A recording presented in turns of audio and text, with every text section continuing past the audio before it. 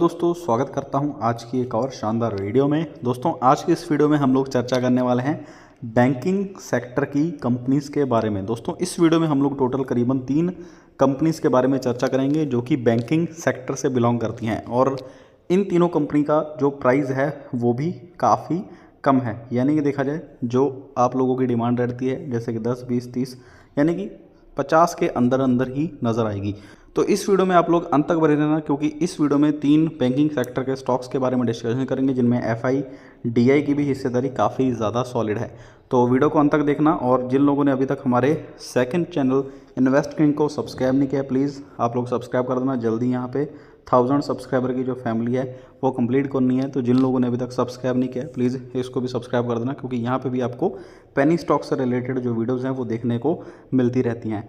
तो चलते हैं हमारी आज की वीडियो की ओर। तो दोस्तों जो लिस्ट की हमारी पहली कंपनी है, करीबन इसका भाव 26 रुपये के आसपास नज़र आएगा। अगर इस कंपनी का हम लोग मैक्स चार्ट ओपन करते हैं तो कंपनी 2003 से वर्क करती हुई नज़र आएगी, और एक समय पे इस कंपनी ने ऑलमोस्ट 140 रुपये तक का हाई लगाया था। उसके बाद गिरावट हुई, फिर इसने कंपनी ने 100 रुपये से ऊपर का हाई लगाया, फिर यहाँ पे तगड़ी गिरावट हुई, और 2019-20 में देखोगे सिर्फ 15 रुपये के आसपास भाव था। अभी हाल फिलहाल में यानी कि 2024 में 50 रुपये के आसपास इसका भाव गया था, फिर से यहाँ पे हमें गिरावट देखने को नज़र आई है। लास्ट अगर 5 साल की चर्चा करें तो यहाँ पे 143% का रिटर्न है। बाकी अगर हम 1 साल की चर्चा करें तो 14% माइनस है, बाकी 6 महीने में 16% माइनस, और 1 महीने में यहाँ पे हमें 10% तक की जो तेज़ी है वो देखने को नज़र आई है। दोस्तों ये कंपनी जो है बैंकिंग सेक्टर की कंपनी है, बैंकिंग फाइनेंशियल सर्विसेज में वर्क करती है, जिसमें इंक्लूडेड है रिटेल बैंकिंग हो गया, कॉर्पोरेट बैंकिंग हो गया, और यहाँ पे ऑपरेशंस वगैरह जो बैंकिंग से रिलेटेड होते हैं उन पे वर्क करती है। बाकी ओवरऑल अगर हम इस कंपनी का मार्केट कैप देखें तो लगभग 33,000 करोड़ का मार्केट कैप है। यानी कि इसका जो प्राइस है वो पेनी शेयर वाला है, लेकिन अगर मार्केट कैप के हिसाब से वैल्यूएशन देखें तो एक लार्ज कैप कंपनी है। जिस कंपनी का मार्केट कैप 20,000 करोड़ से ऊपर होता है वो एक लार्ज कैप कैटेगरी की कंपनी होती है। तो एक लार्ज कैप कंपनी है, लेकिन इसका जो स्टॉक का प्राइस है वो इसकी बुक वैल्यू के आसपास है, यानी कि 26 रुपये है।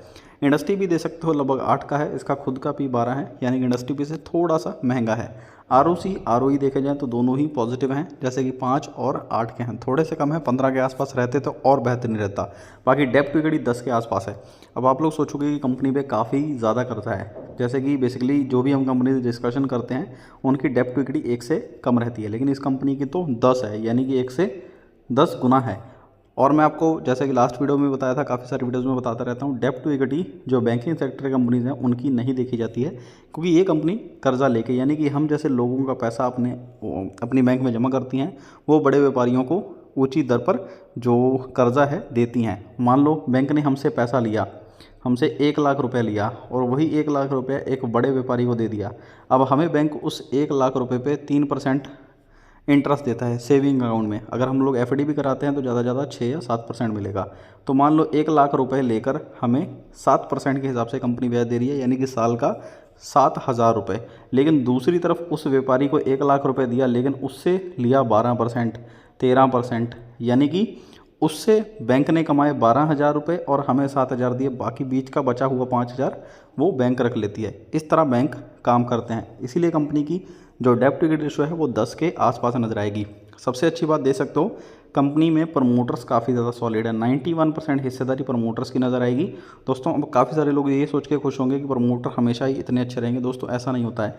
जो कंपनी स्टॉक मार्केट में नई नई लिस्ट होती है, यानी कि जिसको अभी 3 साल नहीं हुए हैं, उस कंपनी में प्रमोटर अपनी कितनी भी हिस्सेदारी रख सकते हैं, 10% रखें, 50 रखें, 90 रखें, 95 रखें, लेकिन जब उस कंपनी को 3 साल हो जाएंगे, यानी कि पुरानी कंपनी हो जाएगी, तो प्रमोटर को अपनी हिस्सेदारी 75% करनी पड़ेगी।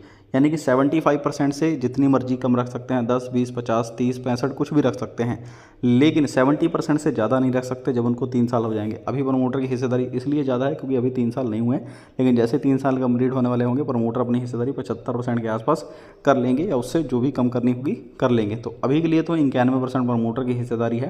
बाकी इस कंपनी में डीआईएस की हिस्सेदारी 4-4.5% के आसपास हमें नज़र आएगी। बाकी ये कंपनी कुछ ना कुछ निवेशकों को डिविडेंड भी पे करती है, देख सकते हो 1.5% के आसपास डिविडेंड यील्ड है। हाई देखोगे 35 रुपये है, लो देखोगे 22 रुपये के करीब है। बाकी कंपनी के टोटल एसेट्स देखे जाएँ 3,78,000 करोड़ के एसेट्स हैं, और करंट लायबिलिटीज मात्रा यहाँ पे 9800 करोड़ की हैं। ट्रेडिंग वॉल्यूम देखें तो वो भी काफ़ी अच्छी है, ऑलमोस्ट यहाँ पे 87 लाख क्वांटिटी हर महीने ट्रेड होती है, जो कि अच्छी बात है। प्रॉफिट लॉस देख लेते हैं, 2022 में कंपनी की सेल्स 14,000 करोड़ थी, जो कि 17,000 करोड़ हुई, फिर 21,000, 25,000, 26,000, यानी कि सेल्स बढ़ रही है। बाकी ओपीएम देखा जाए तो कंपनी का नेगेटिव है, पिछले कई सालों का देखा जाए तो यहाँ पे नेगेटिव है, यानी कंपनी सेल्स तो कर रही है लेकिन कमा कुछ नहीं रही है। बीच बीच के सालों में कुछ कमाया, बाकी फिर से यहाँ पे नेगेटिव हो गया, और अभी देखा जाए तो ज़ीरो है, यानी कि यहाँ से तो कंपनी कुछ नहीं कमा रही है। दूसरे नंबर पे ये है कंपनी अदर इनकम से प्रॉफिट कर रही है, यानी कि हो सकता है कंपनी के पास जो पैसे हैं कंपनी ने अदर बिजनेस में लगाए, या अदर कोई छोटी मोटी इससे रिलेटेड ही कंपनी होगी, तो वहाँ से कंपनी को प्रॉफिट हो रहा है। जैसे कि देख सकते हो 2500 करोड़, 3200 करोड़, 4400 करोड़, और इस साल देखा जाए तो 4400 करोड़ का हुआ है, और टीटीएम में भी 4100 करोड़ हुआ है। यानी कि कंपनी खुद की सेल्स से कुछ नहीं कमा रही है, जो अदर बिजनेस है, अदर इनकम, मैं आपको यहाँ पे दिखा भी देता हूँ। अदर इनकम यानी कंपनी का जो और बिजनेस है, ये इंटरेस्ट इनकम भी हो सकती है या किसी और बिजनेस से इनकम भी हो सकती है, तो वहाँ से कंपनी काफ़ी तगड़ा प्रॉफिट कमा रही है। बाकी फ़िलहाल के लिए देख सकते हो प्रॉफिट हमेशा कंपनी का बना हुआ है पिछले 4-5 सालों से, उससे पहले नेगेटिव था, लेकिन अदर जो बिजनेस है या इनकम है वो कंपनी की काफ़ी सॉलिड है, जहाँ से कंपनी प्रॉफिट कमा रही है। इस साल सेल्स में कंपनी के 9% का जंप है, प्रॉफिट में 13% का जंप है। बाकी फिलहाल के लिए CAGR देखा जाए तो 1 साल का नेगेटिव है, 3 साल का नेगेटिव है, 5 साल का 19 है, बाकी 10 साल का भी नेगेटिव है। बाकी इस कंपनी की बैलेंस शीट तो देखने का कोई फ़ायदा नहीं, को कंपनी में डेप्ट ऑलरेडी है, जैसा कि देख सकते हो 3 लाख करोड़ का, रिजर्व है 20,000 करोड़ का। तो जैसा कि मैंने डेप्ट से रिलेटेड आपको पहले ही समझा दिया। बाकी प्रमोटर की शानदार हिस्सेदारी है, 90% है। बाकी थोड़ा बहुत यहाँ पे क्वालिफाइड इंस्टीट्यूशन की भी होल्डिंग नज़र आ रही है। कंपनी का नाम है यूको बैंक लिमिटेड।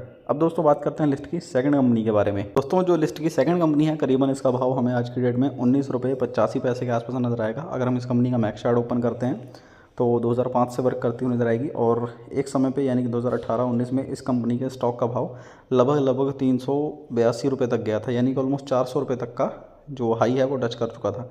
उसके बाद देखा था जब कोरोना आया तब इस कंपनी में काफ़ी तगड़ी गिरावट हुई। उसके बाद दोबारा इस कंपनी ने कभी बाउंस बैक नहीं किया, थोड़ा बहुत ऊपर नीचे जाता रहता है, जैसे कि कभी 10 आ गया, 15 आ गया, 20 आ गया, 22 आ गया, इतने पे जाता रहता है। लास्ट 5 साल में भी 41% की तेज़ी है, एक साल ही 7% की तेज़ी है, 6 महीने में गिरावट है, बाकी पिछले एक महीने में 10% की हमें तेज़ी देखने को नज़र आई है। दोस्तों ये कंपनी 2003 से वर्क करती हुई नजर आएगी, और ये कंपनी में देखा जाए तो बैंकिंग सेक्टर की कंपनी है, फाइनेंशियल सर्विसेज प्रोवाइड करती है। और इस कंपनी का मार्केट कैप देखा जाए तो 62,000 करोड़ का मार्केट कैप है, यानी कि जो पिछली कंपनी थी उसका 33,000 करोड़ था, उससे ये कंपनी ऑलमोस्ट डबल है। ये कंपनी भी एक लार्ज कैप सेक्टर की कंपनी है। बाकी ओवरऑल देखा जाए तो यहाँ पे जो करंट भाव है 19 रुपये, ये एक पेनी शेयर के बराबर ही है, लेकिन मार्केट कैप के हिसाब से एक लार्ज कैप कंपनी कह सकते हैं। इस कंपनी की जो इंडस्ट्री पी है वो 15 है, और इसका खुद का जो पी है वो 17 है, यानी कि इंडस्ट्री पी से हल्का सा ही महंगा है, बाकी बुक वैल्यू से भी थोड़ा सा ही महंगा है। ROC देखा जाए पॉजिटिव है। डेब्ट टू इक्विटी इस कंपनी की 7.51 है। जैसे मैंने आपको पिछले स्टॉक में समझा ही दिया था, डेब्ट टू इक्विटी थोड़ी सी ऐसी कंपनीज की ज़्यादा होती है, बैंकिंग सेक्टर की या फाइनेंशियल सर्विसेज प्रोवाइड करने वाली कंपनी की।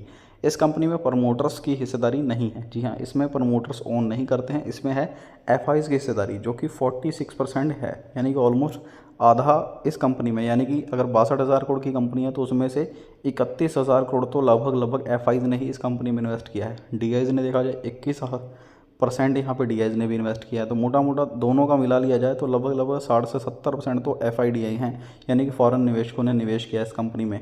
कंपनी के कुल एसेट्स 4,70,000 करोड़ के हैं, और करंट लायबिलिटी मात्रा यहाँ पे 34,000 करोड़ की है। ट्रेडिंग वॉल्यूम देखें तो काफ़ी शानदार है, लगभग 13 करोड़ क्वांटिटी जो है हर महीने ट्रेड होती है, यानी कि काफ़ी अच्छी ट्रेडिंग वॉल्यूम है। सेल्स देखें तो 2021 में कंपनी की सेल्स 19,000 करोड़ थी, जो कि 22,000 करोड़, 27,000, 30,000, 30,000, यानी कि ये भी बढ़िया है।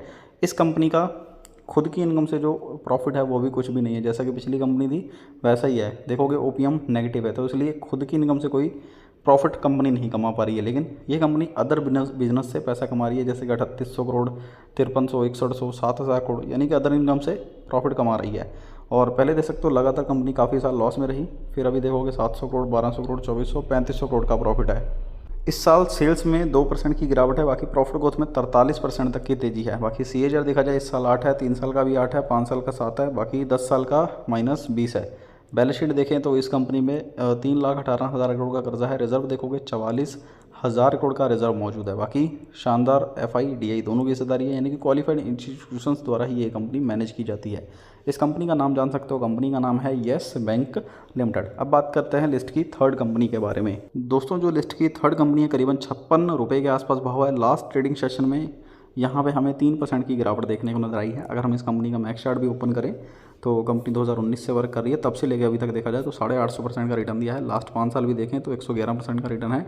एक साल की बात करें तो 26% का रिटर्न है। 6 महीने में 8%, 1 महीने में 10%, 5 दिन में थोड़ी बहुत गिरावट देखने को नज़र आई है। दोस्तों ये कंपनी भी एक बैंकिंग सेक्टर की ही कंपनी है और देखा जाए तो ये कंपनी भी फाइनेंस वगैरह करती है। बाकी नॉन बैंकिंग फाइनेंशियल एक्टिविटीज़ में भी कंपनी जो है वर्क करती हुई नज़र आएगी। इस कंपनी का जो कुल मार्केट कैप है 11,000 करोड़ के आसपास का मार्केट कैप है। जो फर्स्ट हमने 2 कंपनीज चर्चा की वो लार्ज कैप कैटेगरी की थी, ये है मिड कैप कैटेगरी की। यानी कि जिस कंपनी का मार्केट कैप 5,000 करोड़ से लेकर 20,000 करोड़ के बीच बीच होता है उसको हम कहते हैं मिड कैप।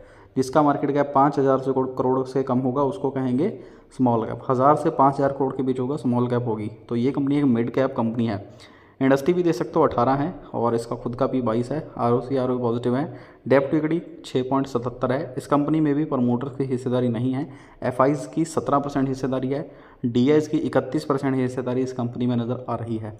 कंपनी के जो टोटल एसेट्स हैं वो लगभग 50,000 करोड़ के हैं। करंट मात्र यहाँ पे 1100 करोड़ की हैं। ट्रेडिंग वॉल्यूम देखें तो काफ़ी शानदार है, यानी कि काफ़ी अच्छी खासी क्वांटिटी ट्रेड होती है। बाय सेल से रिलेटेड कोई भी दिक्कत नहीं होगी। सेल्स देखें तो 2024 में कंपनी की सेल्स 5600 करोड़ थी, 6300 करोड़ हुई, फिर 6600 करोड़।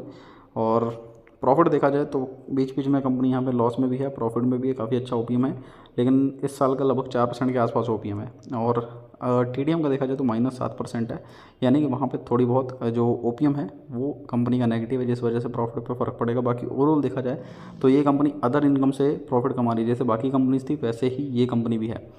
देखा जाए तो प्रॉफिट कंपनी का कम हुआ, पहले 1,000 करोड़ था, फिर यहाँ पे 1200 करोड़ हुआ, फिर 700 करोड़, अभी देखोगे 500 करोड़ के आसपास। तो इसी वजह से थोड़ी बहुत गिरावट देखने को नजर आई है। बाकी इस साल सेल्स में 5% की ग्रोथ है, प्रॉफिट ग्रोथ में 50% की ग्रोथ है। बाकी पिछले 3 साल का 5 साल का डाटा देखा जाए काफ़ी अच्छा है। CAGR भी देखा जाए तो इस साल का 27 है, 3 साल का 27 है, 5 साल का 16% के आसपास है। और अगर हम बैलेंस शीट देखें तो लगभग 39,000 करोड़ का कर्जा है। रिजर्व देखा जाए तो 42,000 करोड़ का रिजर्व मौजूद है। इन्वेस्टर्स देखें तो इस कंपनी में भी जो FIs हैं उनकी हिस्सेदारी 17% है, DIs 31% है, पब्लिक 50% के आसपास इस कंपनी बनी हुई है। यानी प्रमोटर द्वारा ये कंपनी मैनेज नहीं है, FIDI इसको मैनेज करते हैं। दोस्तों इस कंपनी का नाम है Ujjivan small finance bank limited. इस वीडियो में हमने 3 बैंकिंग सेक्टर की कंपनीज़ के बारे में चर्चा की है। आपको वीडियो पसंद आए वीडियो को लाइक कर देना, चैनल को सब्सक्राइब कर देना और इसी तरह की वीडियो देखने के लिए कमेंट बॉक्स में यस लिखना और हमारे सेकंड चैनल को भी जरूर से जरूर सब्सक्राइब करना। लिंक आपको डिस्क्रिप्शन या हमारे चैनल के नीचे मिल जाएगा, सब्सक्राइब जरूर कर देना। मिलते हैं नेक्स्ट वीडियो में किसी नए टॉपिक के साथ।